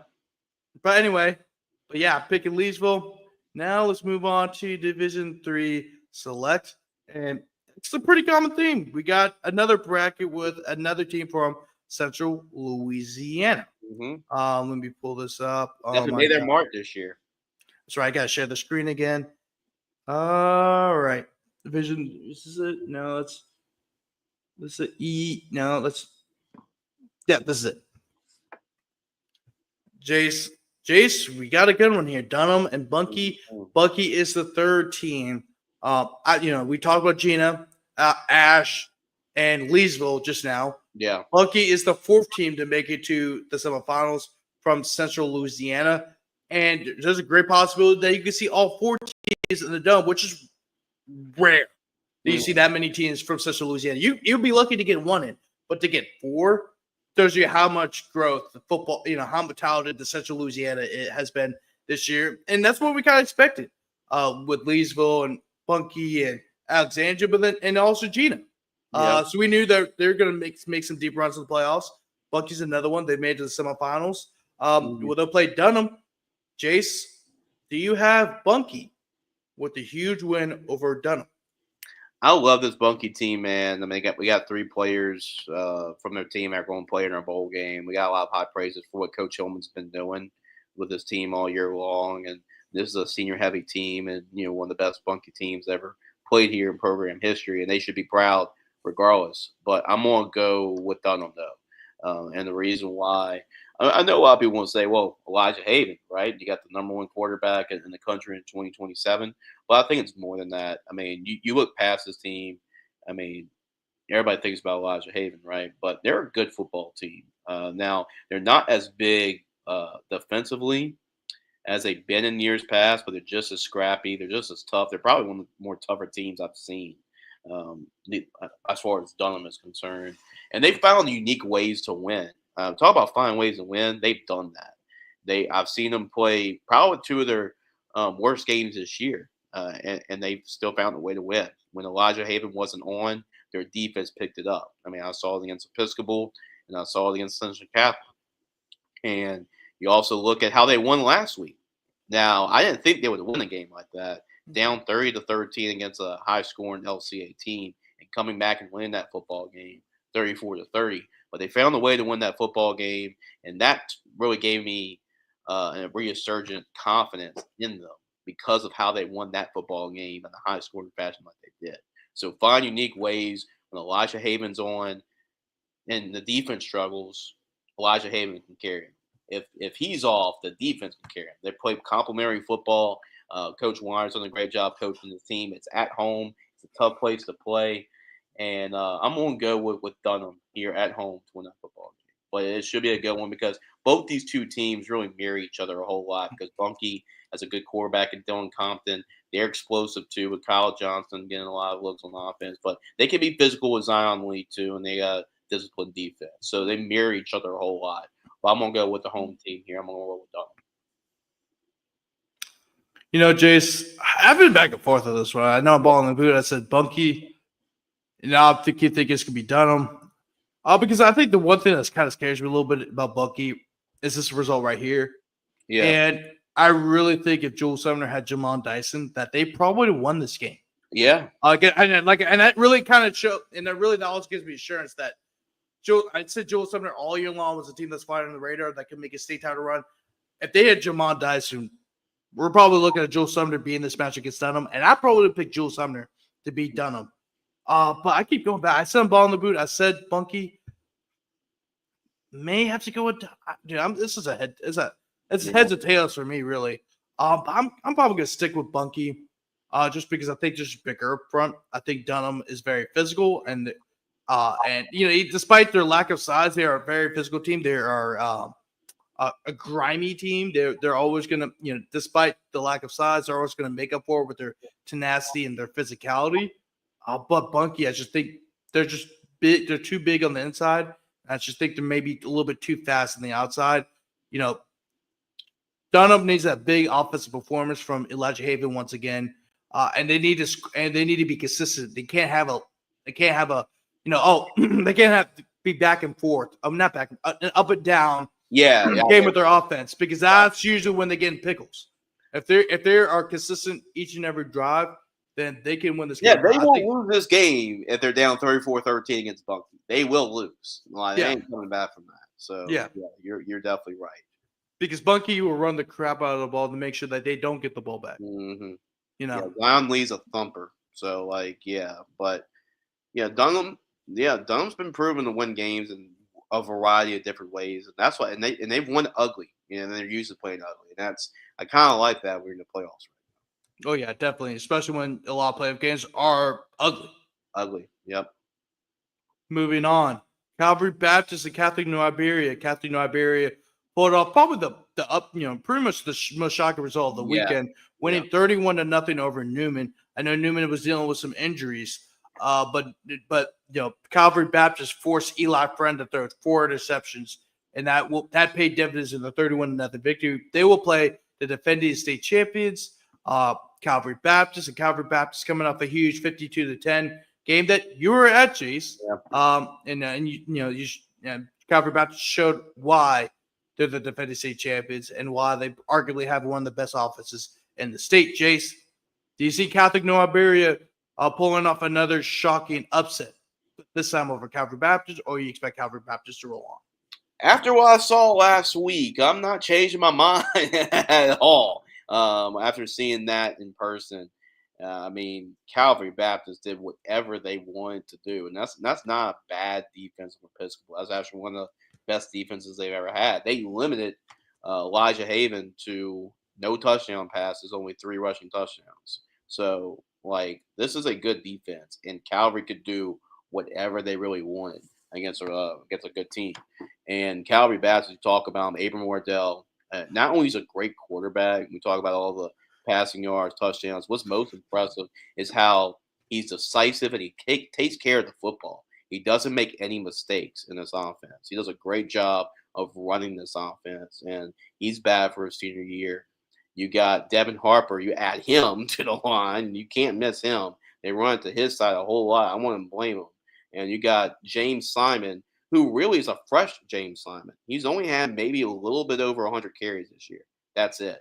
So they tried to save him when they need him, and they did in the Episcopal game. He only probably played maybe a quarter and a half, but they took him out. So they try to save him and keep him fresh for when you get deeper in the playoffs. And then, okay, you can rest him. You got Julius Moss. He's coming to the Air Force. That's their backup running back. You get great receivers on the outside, but probably their best player, Grant, and the guy that gave Episcopal most trouble, Braylon Hugon, he's a sophomore. He's probably their best player, and he's a sophomore. Yeah. He had 3 touchdowns. He's getting SEC offers already. He's a guy he's an X factor, man. And he was a guy that really killed Episcopal. But Catholic New Iberia, I can't ignore that victory, right? Anytime you be on a Newman team 31-0 like that, that was by far the most shocking result in terms of score from this past weekend. To beat Newman like that, did not see that one coming. Luke Landry's done a great job quarterbacking that team. Coach Soma does a great job coaching that team. I don't think Calvary's going to overlook them. It's at home. I know the fan base was super. When they heard the score, man, they were loud. They got loud when they heard that score over the PA. Yeah. They're really excited about having that game at home. And to me, Grant, I just don't know. And these are 3 great teams. Catholic New Iberia, they're no slouches. Dunham, Catholic New Iberia, Bunkie. I just don't, after seeing them on the field, I don't know who can beat these guys. So I got to go with Calvary Baptist.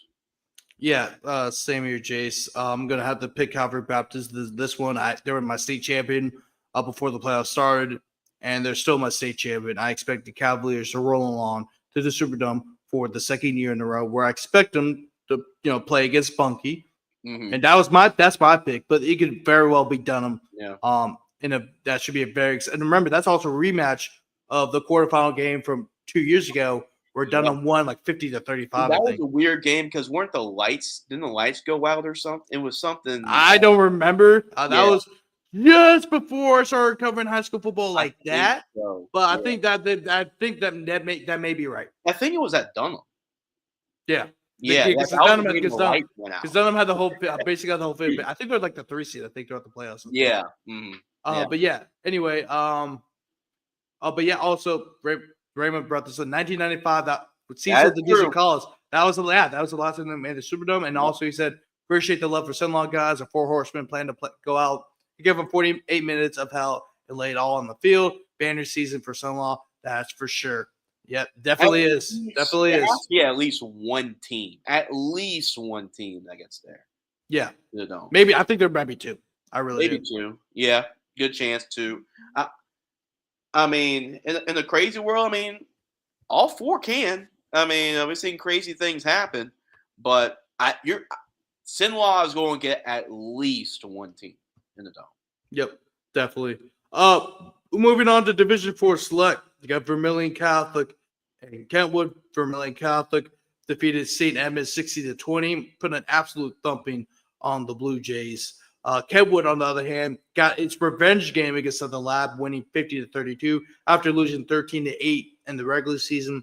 I think this might be the second straight season where Kentwood has advanced to the semifinals. It might be the third, but I know it's definitely their second. Can the Kangaroos pull off the upset in Abbeville? They're capable just because they're athletes. I mean, I don't think Vermilion Catholics played a whole lot of teams. Now, they play teams with like a couple players here and there that are game changers, and like Riverside Academy, for example, right? But I don't think they played a team with just as much speed across the board as what Kentwood has. And I think that's going to really give Vermilion Catholic little problems.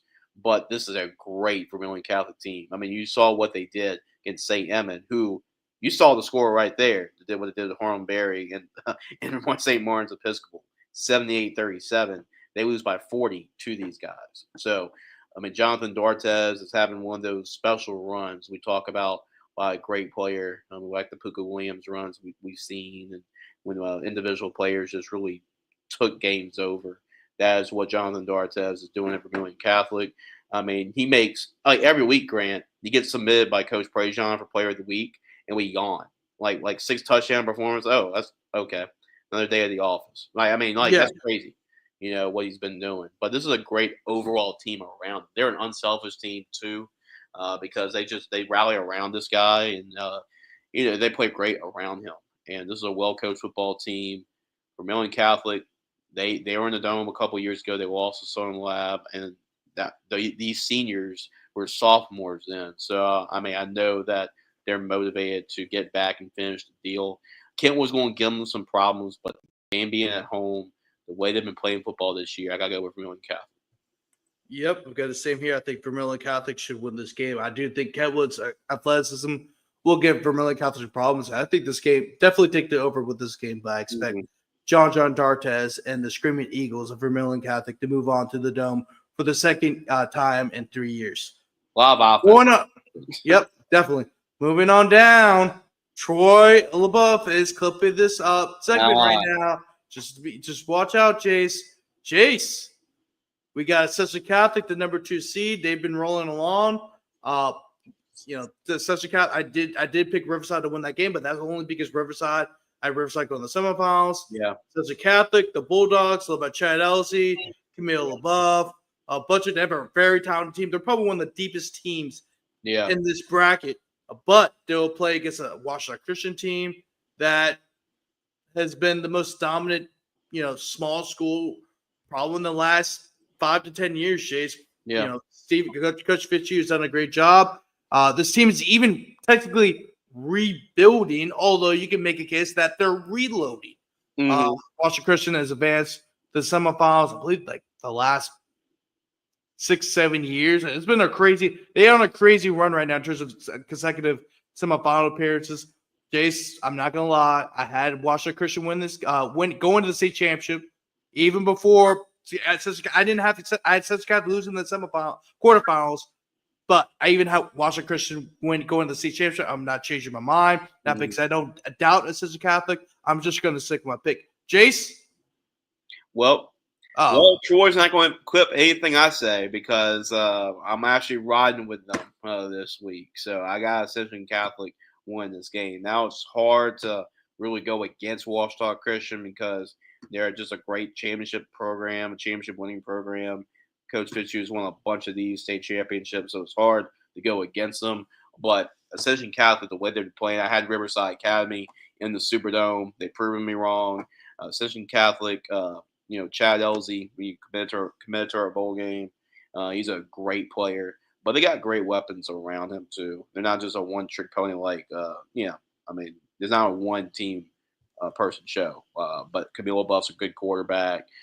Jacob Julian's a good player. They got great players around them, and their defense is really good too. I like their defense as well. I know that 35 is a little misleading as well because I know Riverside scored late, and that's a great offense too. So really in this bracket, give it 30 points, that's a win. That because all these teams can score. But I like Ascension Catholic. Chad Elsey, he's a special football player. He can definitely take over a game by himself. We've seen it plenty of times before. And I'm going to go with Ascension Catholic. Will Northeast did an awesome job with his team too. And they've always been the type of team where they've always been there, knocking on the door. They've been in state championship games before. They lost to LCA to some really good LCA teams in the past. But this is a great chance for them to overcome that hump because this is one of the better teams they've really had. And they had some big wins. So really the only loss they had this year was against Dunham. And really that was one of Elijah Haven's off games. I mean, they did a great job of really containing Elijah Haven for the most part in that football game. So I'm going to go with Ascension Catholic because, man, I want to see Jonathan Dartez and Chad Elsie play against each other in the dome. That'll be pretty cool to see. Now, Macon Leonard's also a really good running back too. He's also committed to a bowl game for Washita Christian. But that should be a great football game and one of the better football games just overall. Yeah, Jace. You probably just changed it says a Catholic. Yeah. So I mean, yep, of course. So Troy, just don't show my part. Just show Grant's part. All right. If you want to blame Jace, his address is.